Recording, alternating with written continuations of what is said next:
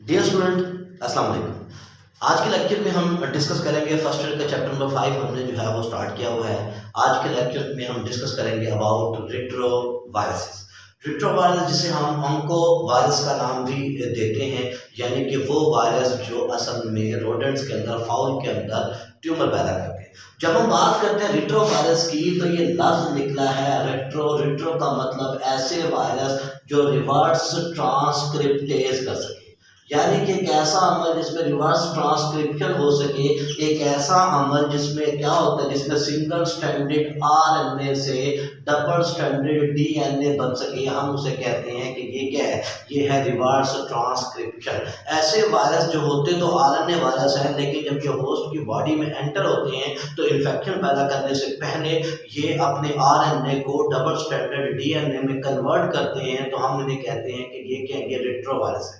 अब रिट्रोवायरस की जब हम बात करते हैं थोड़ी सी, तो बेसिकली ये आरएनए ट्यूमर वायरस है। अब क्योंकि ये आरएनए है तो इसका मतलब ये है कि इनमें सिंगल स्ट्रैंडेड जो है वो क्या होती है, न्यूक्लियोटाइड की चेन मौजूद होती है। और न्यूक्लियोटाइड की चेन भी कौन सी होती है, राइबोस न्यूक्लियोटाइड की चेन होती है, आरएनए पाए जाते हैं।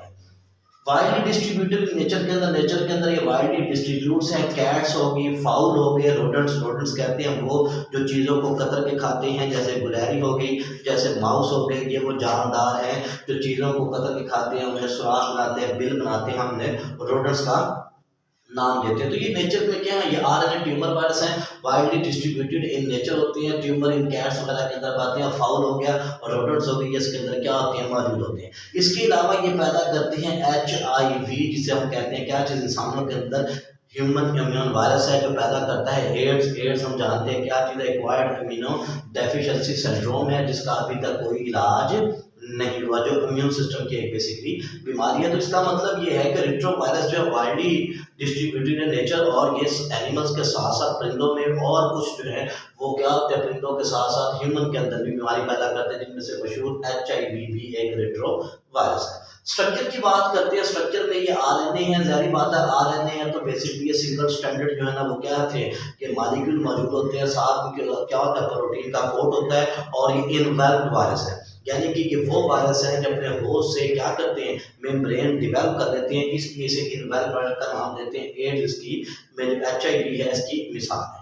स्फेरिकल इन शेप, गोल होते हैं, ये मौजूद होती हैं, और इनका डायामीटर जो है नियर अबाउट 100 नैनोमीटर इनका क्या होता है, वो डायामीटर मौजूद होता है। करेक्टरिस्टिक की बात करते हैं तो करेक्टरिस्टिक में ये क्या होता है, मोस्टली जो है होस्ट स्पेसिफिक है।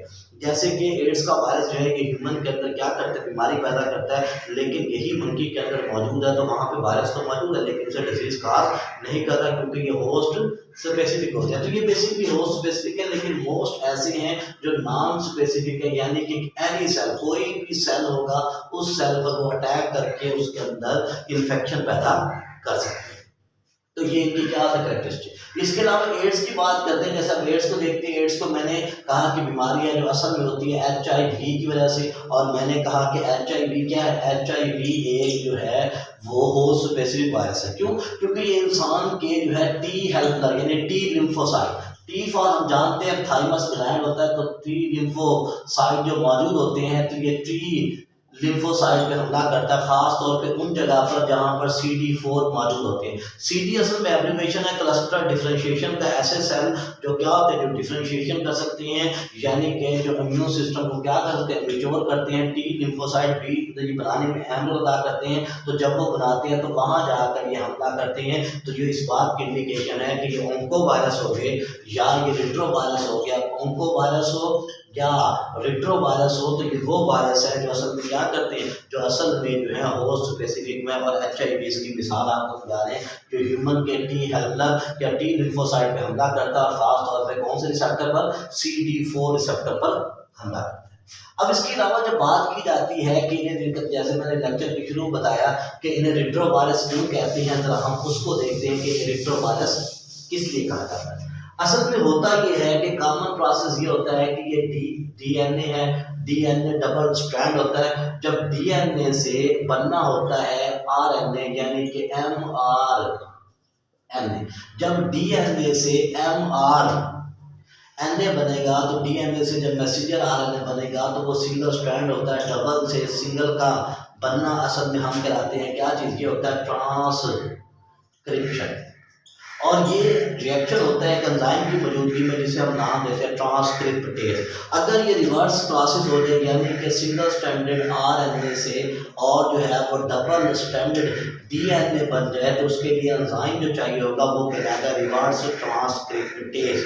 और reverse transcriptase is that enzyme which convert a single stranded RNA into double stranded DNA is called as reverse transcript and the phenomena or process is called as mechanism जो होता है उसे reverse transcription कहते हैं। इसी वजह से इस वायरस को रेट्रोवायरस का नाम दिया जाता है।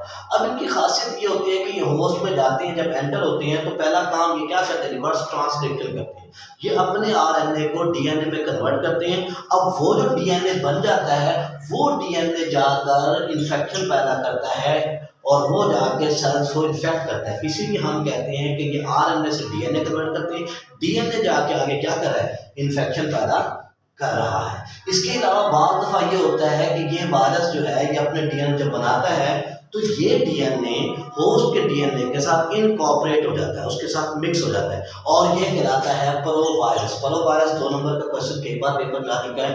That part of the retrovirus which attach or incorporate with the host genome, जो होस्ट के जीनोम से क्या हो, जो रेट्रोवायरस का जीनोम जो है वो इनकॉर्पोरेट हो जाए तो हम उसे प्रोवायरस कहते हैं। इसीलिए जब ये प्रोवायरस बनता है तो ये नेक्स्ट जनरेशन में क्या हो सकता है, ये नेक्स्ट जनरेशन नेक्स्ट प्रोजेनी के अंदर शिफ्ट हो सकता है। यही वजह है कि जो रेट्रोवायरस है ये नॉर्मल सेल्स को कैंसर सेल्स में ऐसे ही तब्दील करते हैं कि ये जाके इनका जीनोम जो है वो होस्ट के जीनोम के साथ इनकॉर्पोरेट होके उसे जो है वो प्रोवायरस की शक्ल में अटैच हो जाता है और वो अगले सेल्स को मुंतकिल हो जाता है। और जब वो एक्टिव होते हैं तो सारे सेल्स में एकदम क्या होता है, वो चेंज आता है। जब सारे सेल्स में एकदम चेंज आता है तो नॉर्मल सेल जो है इन्फेक्शन सेल में, नॉर्मल सेल जो है वो कैंसर सेल्स के अंदर क्या हो जाते हैं, वो कन्वर्ट हो जाते हैं। तो ये हमारे पास क्या होता है, ये हमारे पास जो है ये प्रोसेस पाया जाता है। इस तरह इसका मोड ऑफ एक्शन है। तो रेट्रोवायरस जिसे ऑन्कोवायरस, ट्यूमर वायरस का नाम देते हैं, बेसिकली आरएनए वायरस है, लेकिन ये अपने आरएनए को डीएनए में कन्वर्ट करके और उसके डीएनए के साथ उसके जीनोम के साथ इनकॉर्पोरेट होके परोपकारी वायरस की शक्ल में मौजूद होते हैं। तो यह आज हमारा लेक्चर था। नेक्स्ट लेक्चर में इंशाल्लाह हम एड्स को और एचआईवी को डिस्कस करेंगे। शुक्रिया।